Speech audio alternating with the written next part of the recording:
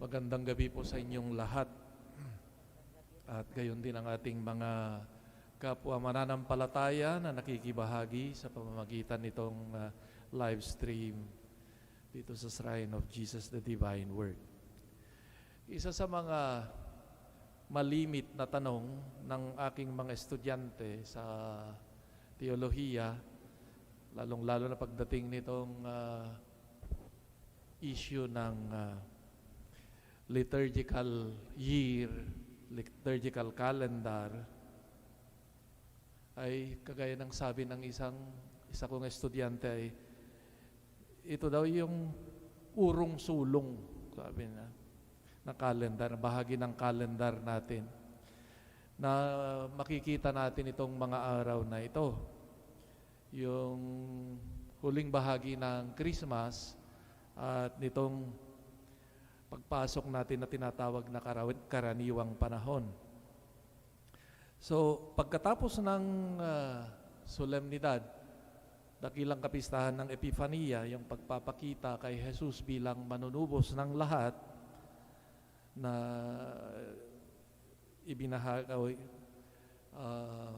kinatawan ng mga mago, darating naman yun si Jesus bilang isang bata, no? Pagdating naman sa binyag ni Jesus na pinagdiriwang natin nung nakaraang linggo, si Jesus na ay isang adult na, may matanda na.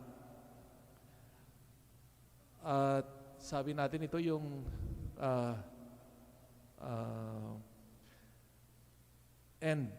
katapusan ng Christmas. Then, ito, papasok yung popular celebration natin ng Jesus Nazareno, yung suffering Christ, tuwing January 9. Ngayong third Sunday, ito papasok na naman ang celebration ng Santo Niño. Bata na naman si Jesus. No? Pagdating ng February 2, nandyan na naman yung celebration, yung ng presentation of the Lord in the temple. Ito, isang paslit na naman. Kaya sabi nga nung isang estudyante ko, ano ba ito, Father? No? Urong sulong, no? Bata, matanda, naghihirap na, balik ng bata. Hindi ba pwedeng ayusin naman yung kalendaryo ng simbahan na yan? Tama naman, no? Yung concern niya, no? Urong sulong, sabi nga ng... No? Pero, ang aking sagot, I usually explain this, that itong mga pagdiriwang natin ng taong liturgical o yung liturgical seasons, ang focus ay itong yung iba't ibang yugto ng buhay ni Jesus dito sa lupa, mula sa kanyang sa paghihintay sa Advent, ang kanyang kapakanakan sa Christmas, no? Tapos yung kanyang public ministry, na ito yung panahon ng tinatawag nating karaniwang panahon o ordinary season. Tapos yung Kwaresma at pagkabuhay, no, na pinagdiriwang natin yung kanyang pagpapakasakit, kamatayan at pagkabuhay. Sa lahat ng mga ito, ang ipinagdiriwang hindi yung mga partikular na aspeto na yon, kundi ang kabuuan ng misteryo ni Kristo. It is the whole mystery of Christ that we celebrate, especially what we call the Paschal mystery. So when we celebrate Christmas, it is not the child Jesus. It is the Christ who gives Himself, His life for our sake on the cross. Kaya nga yung kahit anong pagdiriwang ng simbahan, ang puso nito ay ito, yung Paschal mystery nga ni Kristo, ang kanyang pagpapakasakit, kamatayan, at pagkabuhay. Kaya itong mga aspeto na ito'y bata si Jesus, malaki na, etc., ay mga aspeto ng iisang misteryo ni Kristo at ang kanyang pagliligtas sa atin. Ito yung ipinagdiriwang natin sa misa, sa ating pagdiriwang bilang mga Kristiyano. Kaya nga, whether it is Advent, Christmas, Lent, Fiesta ng Santo, yung ating mga special celebrations ng kasal, libing, binyag, kumpil, nandun pa rin yung buo, ang puso nito ay si Kristo na nag-aalok ng pagliligtas para sa atin.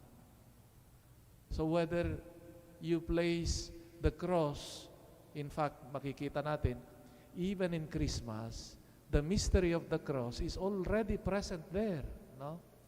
Yung the prophecy that Jesus would be martyred was given already in the celebration, for example, of the Holy Innocents or the martyrdom of Saint John or Saint Stephen on December 26. Ibig sabihin na ito'y pinapatungkulan itong puso ng ating pagdiriwang. So, anong silbi nitong mga iba't ibang aspeto ng historical phases of the life of Jesus, yung kanyang pagiging bata, yung kanyang binata, yung kanyang pagpapahayag ng mabuting balita. Ang punto dito ay that by contemplating these different aspects of Jesus' life, his development as a person, as a human person, as we contemplate that we may learn also from him how to live our life as Christians. Yun ang punto. How he responded, for example, as a youth, no? And live his life. Kaya nga ito yung mensahe siguro nitong Santo Niño, si Jesus, no, na narinig natin doon sa as a young man, 12 years old, no. Ang mensahe ay ito na nga, na siya, no, ay naging masunurin sa kanyang mga magulang. At alam niya yung misyon niya, na siya ay anak ng Diyos, ng Ama, na dapat gawin niya ang kalooban ng Diyos. Pero bilang anak ng pamilya ni Jose at Maria, kinailangan niya ring pumasok doon at sumunod. So we see here an important lesson that these different phases in the life of Jesus are key, no, in which we can better understand also how to live our life as Christians. Isa sa mga aral siguro ay ito, no? Kagaya ng sabi ng Ebanghelyo na si Jesus ay sumunod, bumaba kasama nila ng kanyang magulang at naging masunurin sa kanila. Siguro napakagandang alalahanin din na whatever is our chronological age, 90, 50, 30, we should always remember that we are children of God. Maybe we are adult in the for the world, no? But before God, we are always children of God and called to be open and to obey God's will. Hindi tayo titigil na maging bata sa harap ng Diyos Ama. Dahil tayo lahat ay mga anak ng Diyos. At kinagigiliwan niya itong katangian ng isang anak, ng isang bata, no, na masunurin. The other lesson, I think, is that we are also challenged, no, by the young people to have that capacity to marvel, to wonder, to enjoy, no, the giftedness of these young people, like what Mary did. And she kept all these things in her heart, sabi ng Ebanghelyo, na si Maria ay iningatan din ito. Hinayaan din itong mga kataga o itong mga regalo ng kanyang anak, si Jesus, para i-challenge siya mismo bilang tao. And she kept all these things in her heart.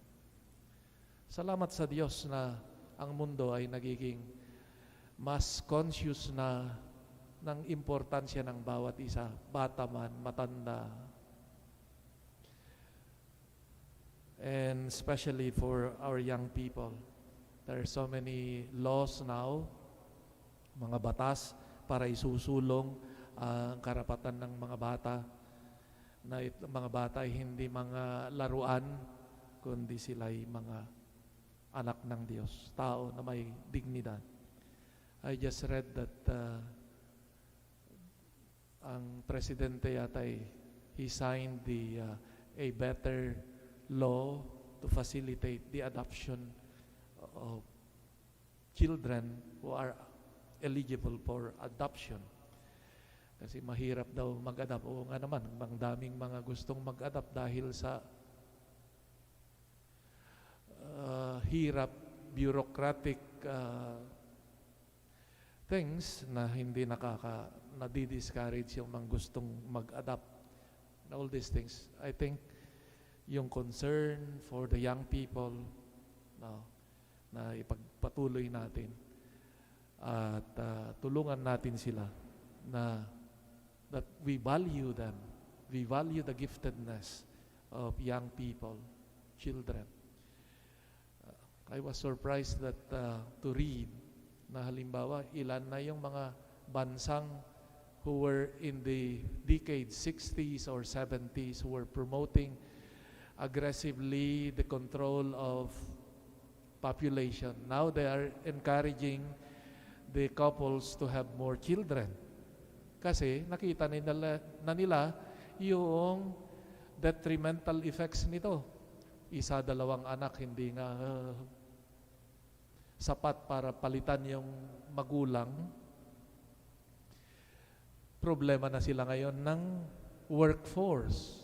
Maraming industry, pero wala nang bata na papalit sa kanila. Ang daming matatanda, walang bata, sino nang magsusupport? So, they have realized that now, there is what they call the demographic winter.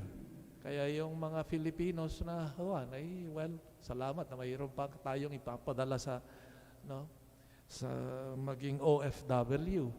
Ito, inaasahan na ng mga ibang bansa dahil ito, no. So, our respect for life, whatever stage that is part of our vocation as Christians, but especially taking care of the young people. As Jesus has shown us that being a child, no, the dignity of being a child shown by Jesus. Amen.